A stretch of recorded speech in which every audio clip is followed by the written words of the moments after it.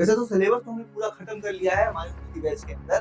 Paper 2 part में है, theory और प्रैक्टिकल। कुछ ऐसा प्लान करेंगे अपन कि इन 2 से 5 दिनों को भी अपन यूटिलाइज कर सके किसी ना किसी। ये सबसे ज्यादा इंपॉर्टेंट हो जाती है क्योंकि अब अगर आप जैसे हो जिससे साल भर पढ़ाई करेंगे तो उस पार्ट को 2 बार कंप्लीट करना। 1 घंटे में आपको ये चीज कवर करनी है, दूसरे घंटे में कुछ ऐसी चीज जो आपने रिवाइज करनी है और पहले पढ़ी पर रिवाइज वापस। नाम चीजें डेटा ओरिएंटेड है, पर मार्क्स कितने देके जा रहा भाई?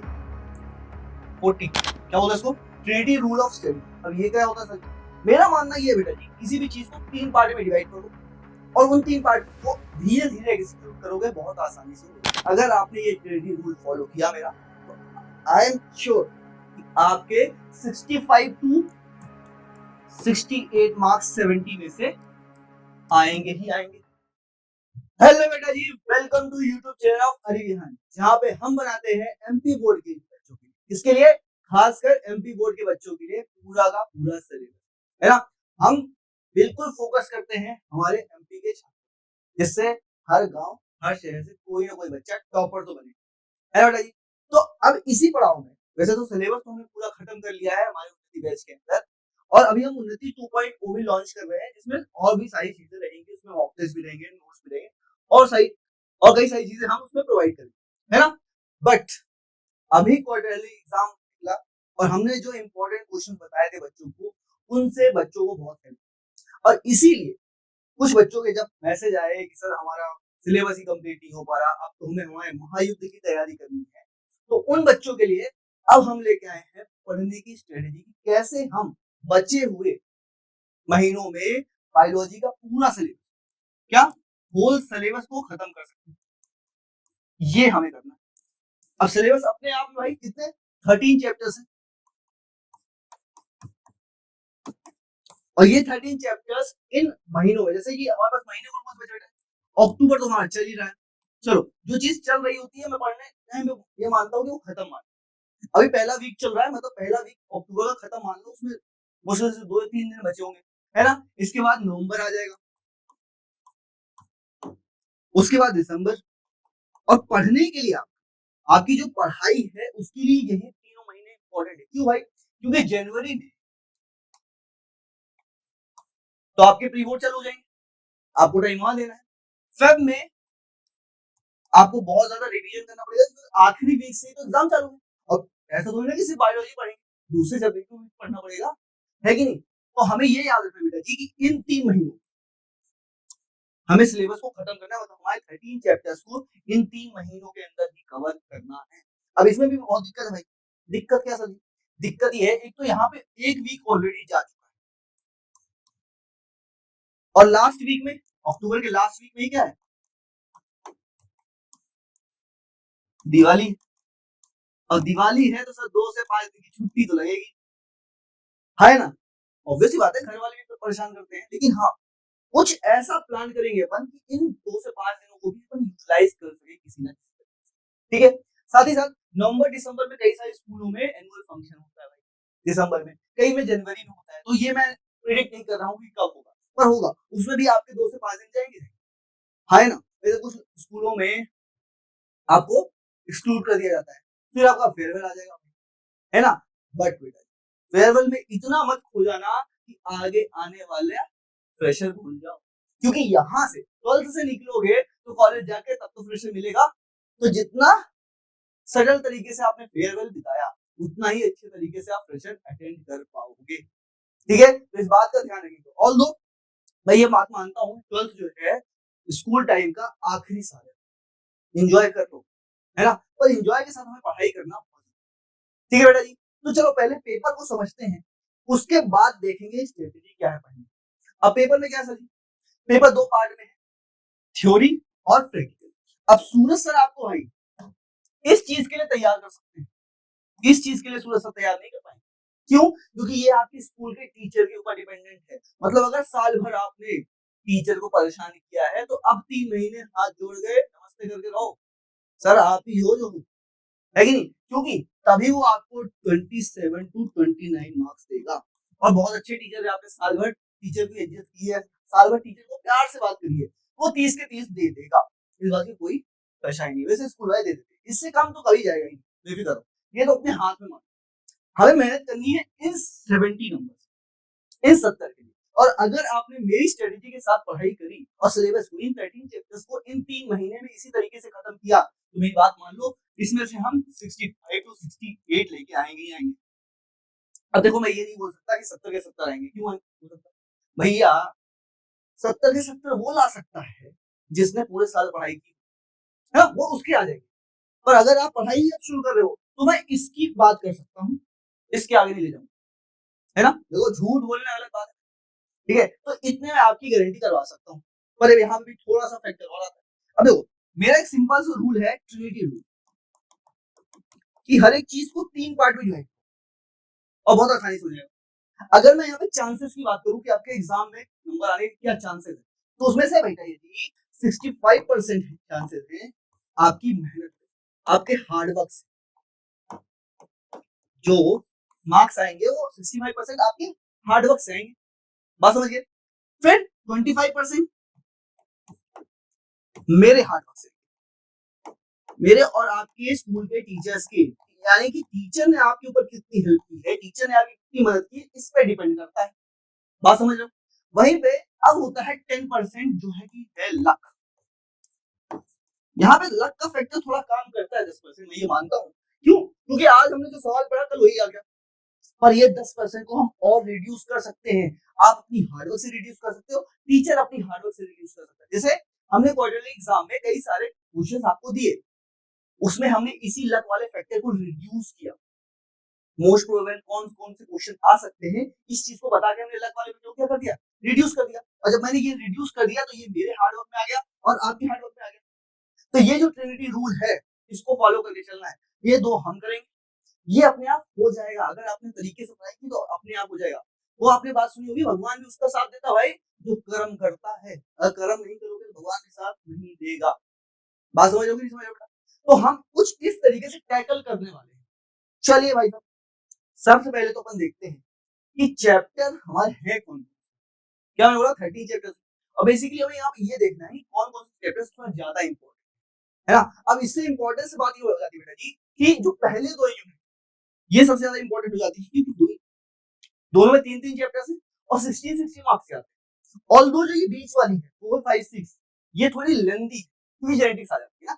सबसे पहले रिप्रोडक्शन का देखते हैं, sexual reproduction, flowering plant, human reproduction और रिप्रोडक्टिव हेल्थ, ये तीनों चैप्टर। ये थोड़ा आसान है, छोटा है, सिंपल सा। यहाँ से आपको एग्जाम्पल पे ध्यान देना, कहाँ पे एग्जाम्पल में ये बताते चल रहा हूँ कहाँ ज्यादा इंपॉर्टेंट चीज है। अब जैसे ह्यूमन रिप्रोडक्शन में आपको spermatogenesis, oogenesis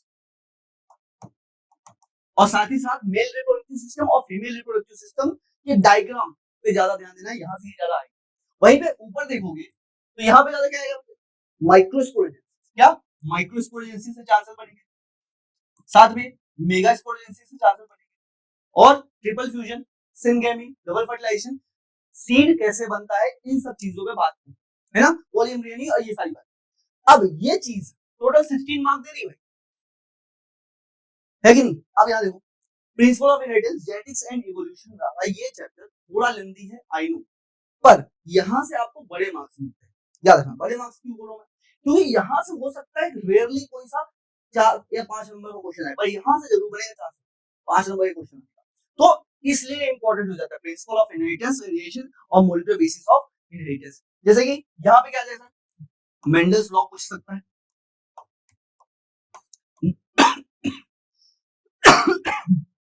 monohybrid cross, dihybrid cross पूछ सकता है ना, क्रोमोसोमल थ्योरी ऑफ इनहेरिटेंस पूछ सकता है। वहीं पे मॉलिक्यूलर बेसिस ऑफ इनहेरिटेंस में क्या पूछ सकता है sir, packaging of DNA, DNA की packaging, DNA versus RNA difference पूछ सकता है, ट्रांसलेशन, रेप्लिकेशन, इन सारी बातों पे बात हो सकती है।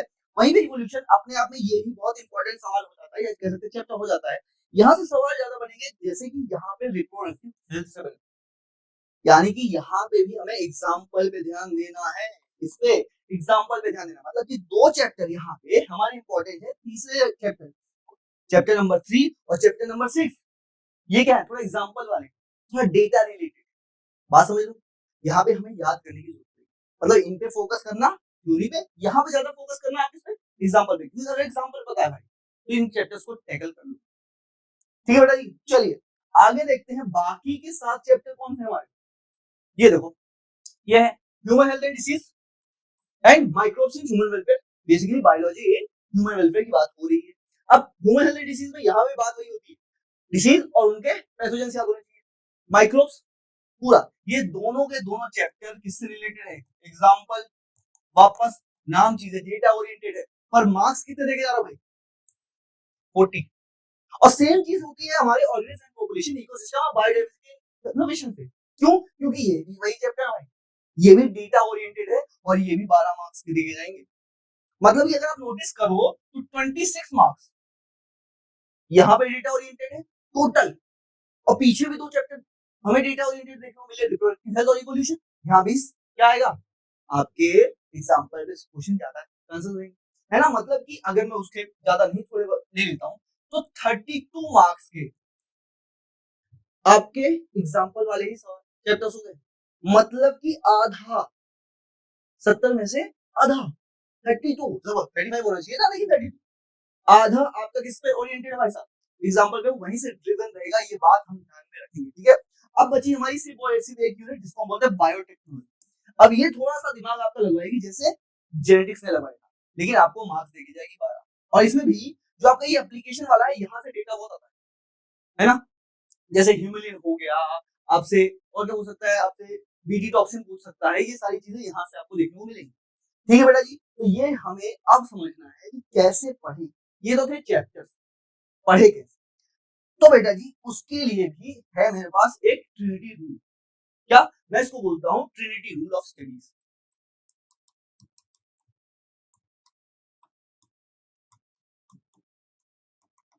क्या बोलते हैं इसको, ट्रिनिटी रूल ऑफ स्टडी। अब ये क्या होता है सर, मेरा मानना ये है बेटा जी, किसी भी चीज को 3 पार्ट में डिवाइड करो और उन 3 पार्ट को धीरे धीरे एग्जीक्यूट करोगे, बहुत आसानी से हो जाएगा। अब ओरिजिनली ये रूल जो था, ये था कि आज आपने जो वन डे, उसको थर्ड डे में, क्या आज जो पढ़ा उसको आगे आने वाले तीसरे दिन पे पढ़ो। मतलब कि मंडे को अगर कोई चीज पढ़ी है तो ट्यूसडे गैप करो, वेडनेसडे गैप करो, तीसरा दिन कौन सा हो जाएगा, थर्सडे, है ना। उसको आप थर्सडे करो, इसके बाद उसको 1 मंथ पे ले लो, और उसके बाद थर्ड मंथ, बात समझ लो, कुछ ऐसे करना है, इसको मैं बोल रहा हूँ ट्रिनिटी रूल। पर आपके पास इतना समय तो है नहीं, तो क्या करें, इसको थोड़ा सा चेंज करते हैं आपके लिए, और हर महीने को 3 पार्ट में बताता हूँ। कितने पार्ट में, हर महीने को 3 पार्ट। बेसिकली मैं ये बोल रहा हूँ कि 1 से 10 तारीख, 11 से 20 तारीख, और 21 से 30 तारीख। अब कोई ना कोई महीना एक एक्स्ट्रा भी होगा, है कि नहीं। अब अक्टूबर का ये जो पहला वीक है, अक्टूबर की बात करें अपन, अक्टूबर का ये जो पहला वीक है बेटा जी, इसमें से आपके 3-4 दिन तो चले जाए, साथ ही साथ 21 से 30 दिन में यहाँ से भी आपके 3-4 दिन चले जाएंगे। मतलब हम ऐसे चैप्टर्स चूज करें इन वीक के लिए, यानी कह सकते इन पार्ट्स के लिए, जो थोड़े आसान हो, डेटा ड्रिवन हो, सिर्फ याद करना पड़े, 2 घंटे में काम हो जाए। हाँ एक चीज हो जाता है, हमें दिन में 2 आवर्स ही देने, क्या दिन में 2 आवर्स ही देने, ज्यादा नहीं देना है, बात समझ आई। अब स्टार्टिंग में थोड़ा जल्दी टाइम एक्स्ट्रा देंगे, बाद में थोड़ा कम देंगे। अब यहाँ पे देखो, सबसे पहले मैं बोलता हूँ कि शुरू के इन 10 दिनों में एक ही चैप्टर ले लो आप, ऑर्गेनिज्म एंड पॉपुलेशन।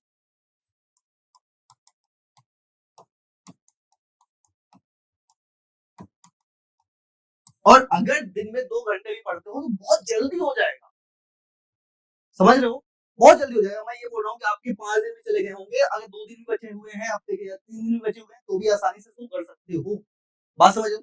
इसके बाद आप लीजिए इकोलॉजी के बाकी 2 चैप्टर, कौन कौन से, इकोसिस्टम,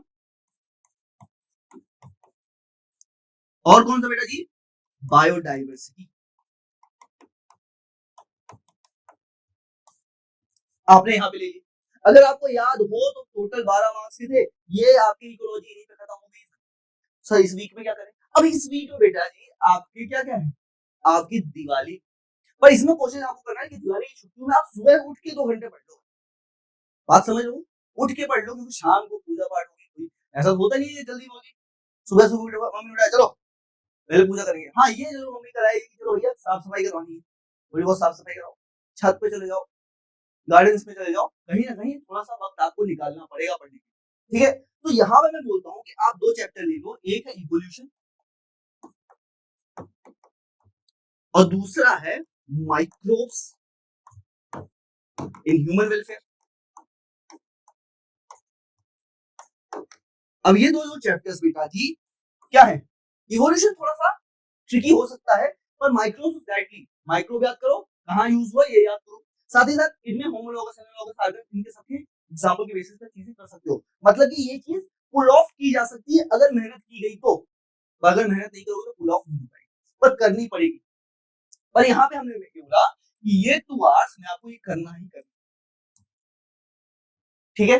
अब इस वीक में थोड़ा सटल लेके चलो, सटल क्यों, क्योंकि यहाँ पे हमने रिवीजन कुछ नहीं, हमने पहली बार पढ़ना, भाई ऐसे पढ़ा रहा हूँ कि हमने पहली बार पढ़ा। अब अगर आप ऐसे हो जिससे साल भर पढ़ाई करी है तो उस पार्ट को 2 बार डिवाइड, 1 घंटे में आपको ये चीज कवर करनी है, दूसरे घंटे में कुछ ऐसी चीज जो आपने रिवाइज करनी है, बहुत पहले पढ़ी हो पर रिवाइज नहीं की, उसको कर।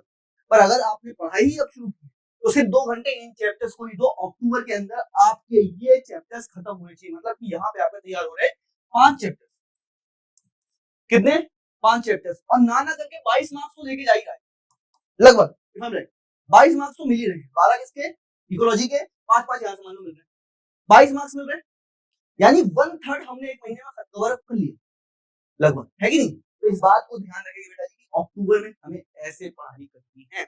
अब ट्रिनिटी रूल मैंने क्या बोला, ये देखो फर्स्ट पार्ट, सेकंड पार्ट और ये रहा हमारा थर्ड पार्ट। चलो इसको आप स्क्रीनशॉट ले लो, फिर आगे बढ़ते हैं। चलो भाई अब अपन कदम रखते हैं नवंबर। अब नवंबर ऐसा टाइम रहेगा भाई साहब जहां हम टाइम वेस्ट नहीं करते, यहाँ पे हमें पूरा टाइम मिलेगा, ना कोई छुट्टी है ज्यादा, ना कोई फंक्शन है ज्यादा, कुछ भी नहीं लोग। तो अगर आपके घर में शादियां वादियां भी है तो उनसे बच के रहना थोड़ा सा भाई, है ना, नवंबर में पड़ सकती है शादी। तो देखो अब इसको भी डिवाइड करते हैं 1 to 10, 11 to 20 और 21 to 30, 3 पार्ट में। अब यहाँ पे आप नए बच्चे हो पुराने बच्चे हो, मतलब आपने अभी पढ़ाई शुरू करी है या पहले कर दी है, फर्क नहीं पड़ता, यहाँ से बहुत ध्यान से। मैंने क्या बोला कि 2 आवर ही पढ़ाई करनी है, सिर्फ 2 घंटे, 1 आवर क्या करना है, दूसरे आवर में क्या करना है समझा। अब यहाँ पे आपको समझ आएगा मैंने ट्रिनिटी वाली बात क्यों बोली थी, ठीक है। चलो पहले तो ये देखते हैं कि हम नए चैप्टर कौन कौन से ले सकते हैं। अब क्योंकि नवंबर पूरा फ्री है तो जो हार्ड चैप्टर्स है उनको हम यहाँ पे करके खत्म कर सकते हैं। सबसे पहले अपन लेंगे बेटा जी जेनेटिक्स का principle of inheritance and variation. पहले के 10 दिन में यही करो भाई, क्योंकि चैप्टर बड़ा है और खत्म करने में टाइम लगेगा। दूसरा पार्ट लेंगे मॉलिक्यूलर बेसिस ऑफ इनहेरिटेंस।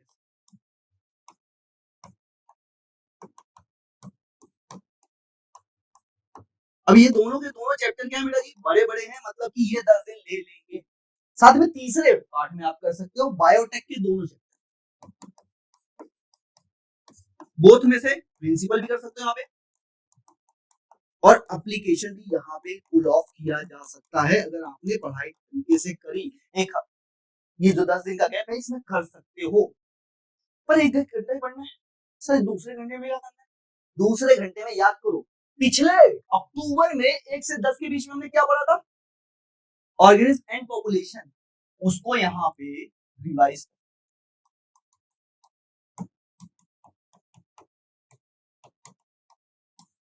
एक बार आपका रिवीजन हो चुका है, आपने एक बार पढ़ लिया था, दूसरी बार आपका ये रिवीजन हो रहा है, बात समझ लो। एक तरीके से ये वाला पार्ट जो 1 घंटा हम अलग से ले रहे हैं ये हमारा रिवीजन है भाई, क्या कर रहे हैं हम रिवीजन के लिए, ये न्यू पार्ट हम पढ़ रहे हैं कुछ इस तरीके से, इसीलिए मैंने कहा था ट्रिनिटी और 3 बार कराऊंगा, रिवीजन भी पूरा 3 बार हो जाएगा, बेफिक्र रहो। अभी देखो इसके बाद 11 to 20 में क्या किया था अपन ने, वहां पे हमने किया था इकोसिस्टम और उसके साथ में क्या लिया था बेटा जी, बायोडाइवर्सिटी। कोई परेशानी नहीं ना। उसके बाद 21 से 30 के बीच में हमने वहां पे लिया था इवोल्यूशन और उसके बाद ले लिया था हमने माइक्रोब्स। तो ये है हमारा पूरा कच्चा चिट्ठा नवंबर का, क्योंकि नवंबर हमारे पास थोड़ा खाली भी है, हम यहाँ पे मेहनत थोड़ी ज्यादा करेंगे जिससे दिसंबर और जनवरी पे लोड कम कर पाए, क्योंकि आगे चल के हमें एक बार वापस से रिवीजन करना पड़ेगा, क्वेश्चन भी वैसे करने पड़ेंगे। समझ बात को? देखो 1 से 10 के बीच में हमने क्या लिया, जेनेटिक्स का पहला चैप्टर, 11 से 20 में मॉलिक्यूलर बेसिस ऑफ जेनेटिक्स का दूसरा चैप्टर, और 21 से 30 में हमने बायोटेक के दोनों चैप्टर निपटा लिए। वापस से ये जो महीना है, अगर आप इसमें देखोगे तो आपने न्यू फॉर्म में ही कम से कम 30 मार्क्स का कवर अप कर लिया और 22 मार्क्स का क्या कर लिया, रिवाइज कर लिया। बात समझ लो, 30 मार्क्स का नया चीज हमने पढ़ा है, 22 मार्क्स को रिवाइज किया है सिर्फ 2 घंटे देखे, क्योंकि देखो ऑब्वियस ही बात है, फिजिक्स केमिस्ट्री को भी टाइम देना है ना, और उसके बाद इंग्लिश हिंदी को भी थोड़ा बहुत तो पढ़ना ही पड़ेगा भाई, है ना। तो ये 2 घंटे ही आप दिन के निकालो, इसमें ही आपका काम हो जाएगा, है ना बेटा जी। चलिए नवंबर का ये स्क्रीनशॉट लो, फिर अपन दिसंबर पे चलते हैं, दिसंबर की प्लानिंग करते हैं। अब यहाँ से ये तो समझ गए होंगे कि वहां पे जो रिवीजन वाला पार्ट बनेगा वहां पे ये चीज आएगी। बात समझ गए? मतलब कि हमें रिवीजन में क्या करना रहेगा, 1 से 10 दिसंबर में principle of inheritance and variation revise करना है, 11 से 20 में molecular basis of inheritance revise करना है, और 21 से 30 में बायोटेक के दोनों चैप्टर्स को रिवाइज करना रहेगा। मतलब कि हम वापस ये चीज दोबारा पढ़ेंगे 1 घंटे के रिवीजन। अब रिवीजन ऐसा नहीं करना भाई साहब कि एक एक चीज पढ़ने बैठ रहे हैं, रिवीजन ऐसा करना है कि स्पीड अप और जल्दी हो। क्यों? क्योंकि उसका आधा घंटा अगर आधे घंटे में आपने रिवाइज कर लिया, रिवाइज करने की चीज कैसी होती है बेटा जी, क्या आप कभी अपना नाम भूल पाते हो? नहीं। रीजन क्या है? क्योंकि आपको इतनी बार उस नाम से बुलाया गया, आपने इतनी बार उस नाम को सुना है, या भूल नहीं सकते। यहाँ से एक चीज और मेरे से ज्ञान ले लो कि जितनी ज्यादा इंद्रियां अपनी यूज करोगे उतना अच्छा लगेगा। इंद्रिया से मतलब क्या बेटा जी, आंख कान नाक स्किन टच, है ना। मतलब कि हमेशा लिख के पढ़ो, बोल के पढ़ो, जिससे सुनाई दे। जितने ज्यादा अपने सेंसेस को यूज करोगे चीजें उतनी ज्यादा रहेंगी। मैं कभी भी देखो, कई बार मैं कई सारी चीजें मेरे दिमाग से निकल जाती है, पर मेरे हाथ को आदत इतनी हो चुकी है कि वो सही लिखता है। बात समझ, कोऑर्डिनेशन बिगड़ जाता है माइंड और हाथ का, लेकिन चीज सही लिख जाती है। क्यों? क्योंकि मैंने इतनी बार वो चीज, एक चीज कई बार मैंने दिन में 4 बार पढ़ाई है, 4 क्लासेस में, वो चीज ऐसी याद हो गई है कि भूल नहीं सकती। वही चीज आपको अपनी लाइफ में इंकॉर्पोरेट करनी पड़ेगी, जितने ज्यादा सेंसेस को यूज करोगे, है ना। मैं तो बोल बोल के पढ़ाता हूँ, लिख वही रहा हूँ, बोल वही रहा हूँ, सुन वही रहा हूँ, देख वही रहा हूँ, सेम ऐसे ही पढ़ना है। तो अगर आपने इन 1 घंटे में ऐसे पढ़ाई कर ली, तो रिवीजन आपका आधे घंटे में भी हो सकता है, तो बचा हुआ आधा घंटा आप वापस क्या कर सकते हो, इधर इनकॉर्पोरेट करा सकते हो। बात समझ लो, मतलब कि मैंने बोल दिया 1 घंटा 1 घंटा करना, तो ऐसा नहीं है भाई, हो सकता है हाँ 1.5 घंटा लगे। तो रिवीजन में जितना टाइम बचा सको बचा। बेसिकली रिवीजन आपको ऐसा करना है कि अगर आपने नोट्स बना रखे हैं तो ठीक है, अगर बुक्स है तो बुक को पलटो, बस एक बार आउटलाइन देखते चलो कि अच्छा यहाँ पे ये था, यहाँ पे ये था, यहाँ पे ये था। बात समझ गए? एक एक वर्ड पढ़ने की जरूरत नहीं। ठीक है बेटा जी। चलिए अब अपन दिसंबर पे चलते हैं और जानते हैं दिसंबर में हमें क्या पढ़ना है। अब बेसिकली बेटा जी दिसंबर में भी 3 पार्ट में तोड़ लेते हैं इसको, ये लो 3 पार्ट में तोड़ लिया। अब कुछ पढ़ना है न्यू 1 आवर में, और कुछ करना है रिवाइज 1 आवर में, जिसको हम थोड़ा बहुत तोड़ मोड़ के कम कर सकते हैं, पर यहाँ पे आप नहीं कम कर पाओगे। इसका रीजन ये है कि 1 से 10 के बीच में आप करोगे जेनेटिक्स का पहला चैप्टर प्रिंसिपल ऑफ इनहेरिटेंस,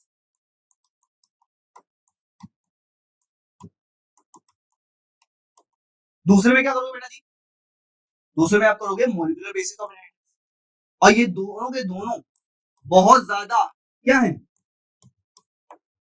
बड़े चैप्टर हैं, मतलब इतनी आसानी से नहीं हो पाएंगे। और 21 से 30 में आप करोगे बायोटेक के दोनों चैप्टर,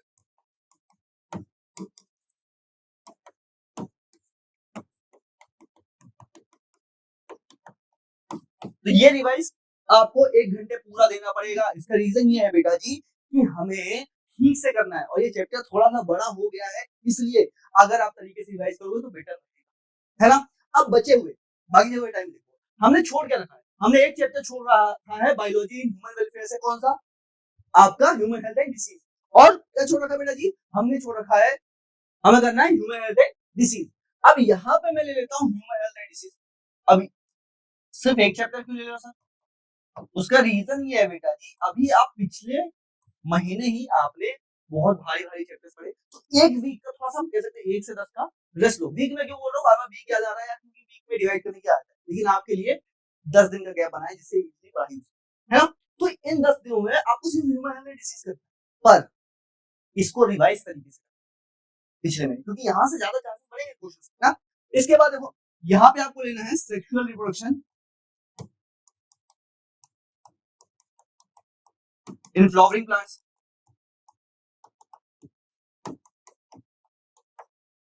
ठीक है बेटा जी। अब इसके बाद सिर्फ एक दो चैप्टर आपके बचे हैं, कौन कौन से? एक है ह्यूमन रिप्रोडक्शन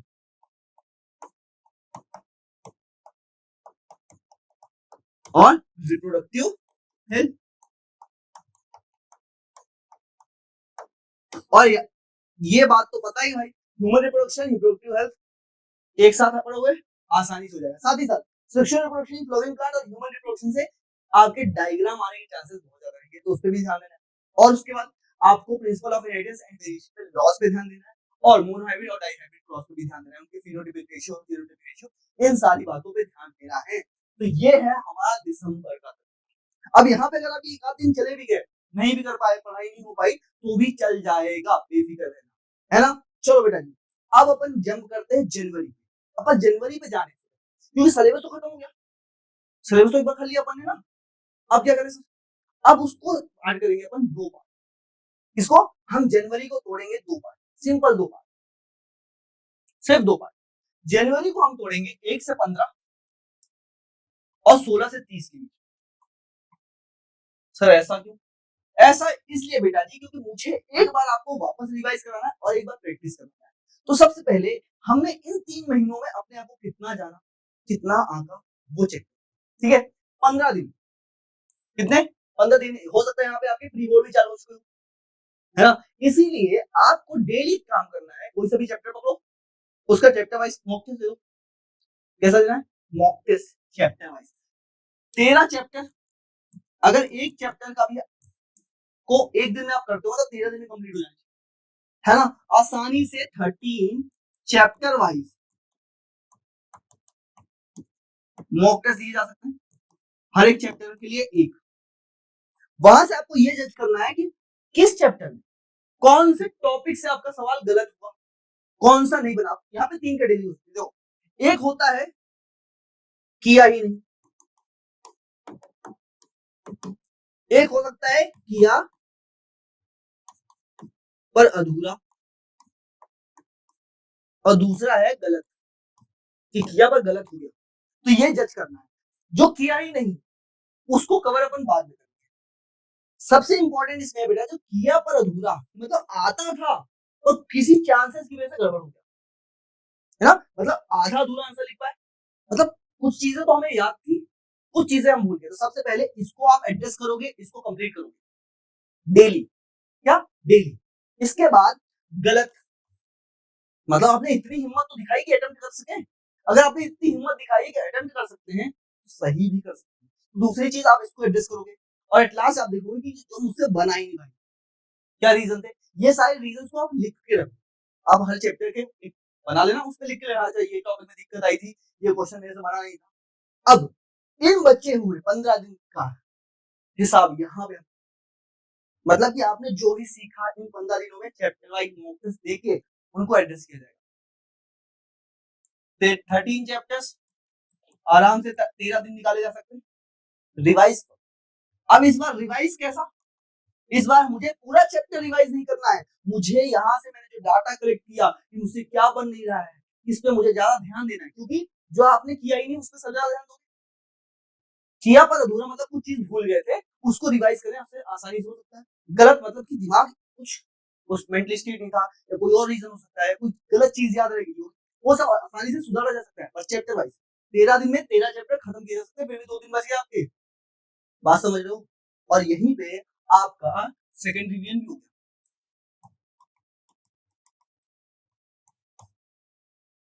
बात समझ रहे हो भाई? सेकंड रिवीजन हो गई।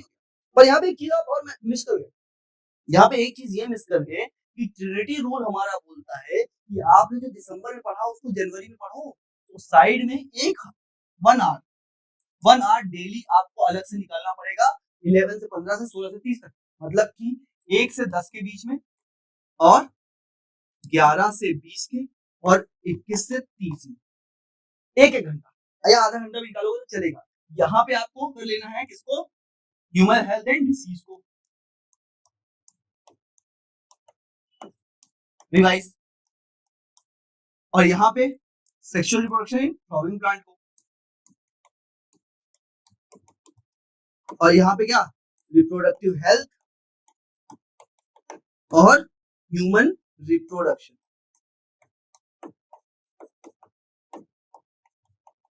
ये सारी चीजें आपको साइड बाय साइड करनी है। मेन आपको फोकस ये रहेगा, पर ये भी थोड़ा टाइम निकाल के आपको करना पड़ेगा, है ना बेटा जी। तो इस तरीके से हम जनवरी अपनी बिताएंगे। तो बेटा जी हमने जनवरी तो खत्म कर दिया, अब चलते हैं फरवरी में, और साथ साथ आपके मॉक टेस्ट भी चलते रहेंगे, मतलब एक बार रिवीजन वहां से भी हो गया आपका, है कि नहीं। अब बेटा जी हमने चैप्टर वाइज मॉक टेस्ट लिया अभी तक, है ना। अब अपने को देना है फुल मॉक टेस्ट। क्या? Full mock test. अब इसमें से क्या है कि फरवरी में आई थिंक 25 से आपका एग्जाम चालू होगा, तो ज्यादा टाइम नहीं, सिर्फ मैं आपसे 10 दिन मांगू। कितने? 10 डेज।